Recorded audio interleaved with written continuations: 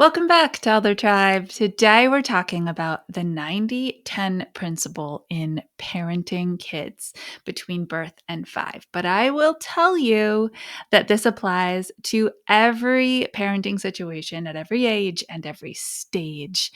It's just if you can anchor yourself in getting to the 100% of our 90-10, then you do it in these young years, you're going to have much more effective timing.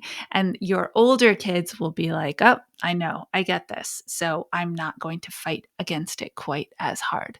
As always, we put in the work now, we reap those amazing benefits later. So early on in this podcast, I don't know what number episode it is, but it was when I was a baby, brand new podcast. I told a story about being in Denver, Colorado, and a mom who at the zoo was in line with her daughter. And the daughter kept requesting cotton candy because she could see it.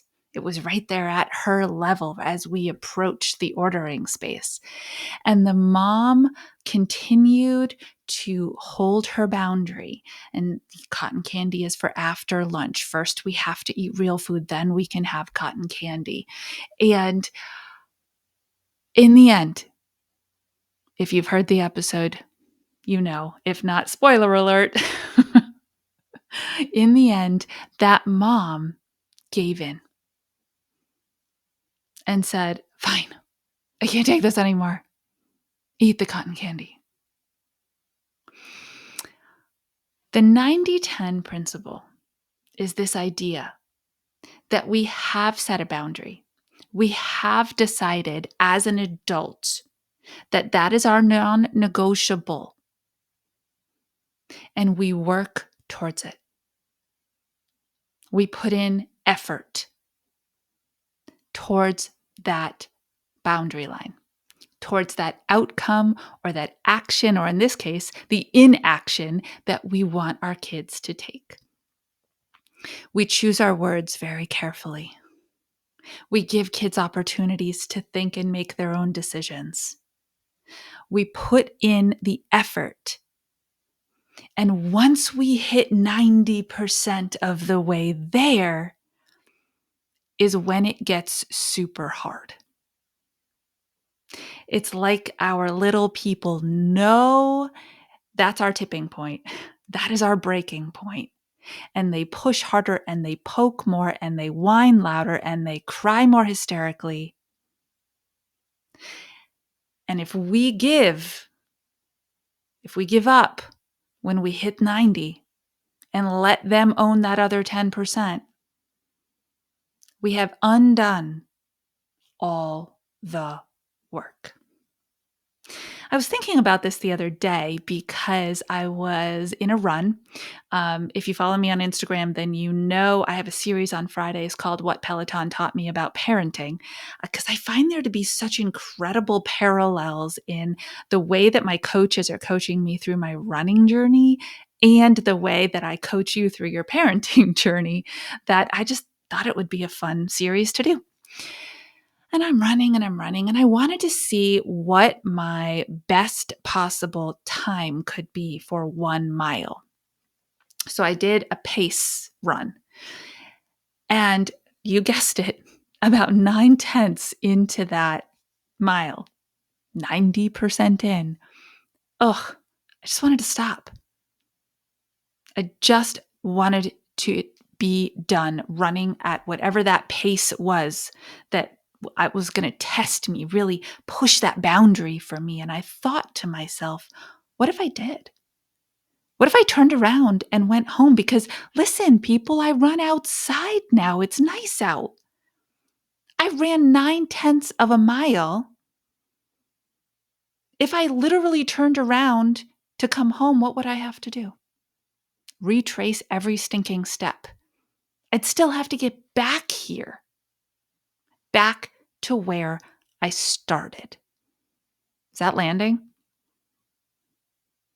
Back to where I started. If you put in 90% of the effort to get to a child who puts their plate in the sink, who brushes their teeth at night, who puts their own shoes on before you leave the house. Whatever the expectation is, whatever that next skill that you're working towards your child being independent on and able to hear your directions and follow them on, you put in that effort and you get 90% of the way there. And if you allow them to take that 10% and own it, what did you just do? You put all that in only to literally turn around and go right back where you started. And here is the most bummerific, don't know if that's a word, but I use it all the time, so it is for me. Here's the most bummerific part about that. You have got to redo all that work again. The next time that you start out and you're like, today's the day. Today is the day that when I say everybody may clear their dinner, this particular munchkin of mine is actually going to stand up and put that plate in the sink. And you start all over. Let me tell you, going back to where you started is not fun. Because here's what happens to the 90-10 principle. 90-10 is a beginner's stance. Every time you give that 10% power at the other end by giving away the boundary, and I'm not, you know me, I'm all about the collaboration and all about working it out together, the compromise, right? I'm not talking about a power struggle here. I'm just saying when you get to that 10%, if you give in, well, guess what? These brilliant little brains of your brilliant tiny people will start to expand the possibility. Well, wait a minute. Maybe I don't need to wait till we're at the 10% to put up the biggest stink, to yell the loudest, to throw the book back in at their body. Like maybe I don't need to wait. If I can have 10%, can I have 20? Can I have 30? There is this expansion opportunity that they lean into because they don't perceive failure. This is important to understand. Tiny people are persistent. I know you're giggling out there. Me too.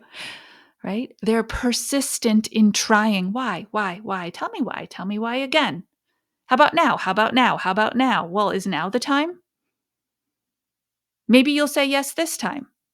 Say yes? Say yes? Mama, please, Daddy, please say yes.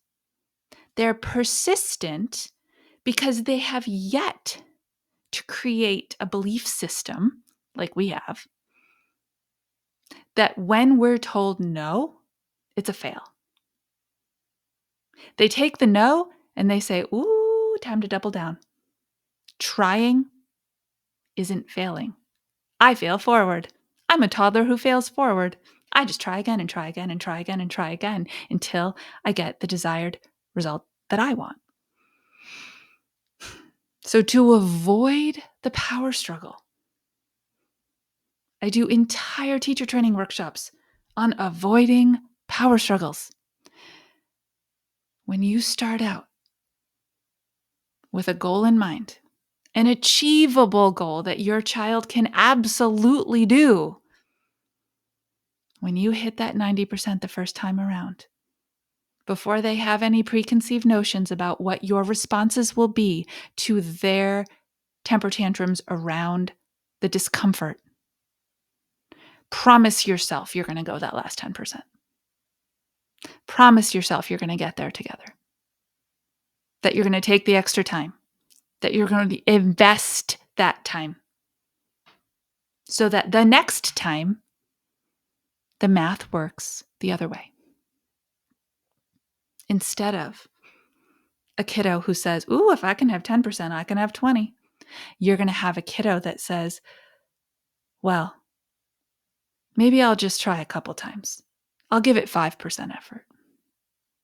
Maybe I'll just try one time. I'll give it 3% effort.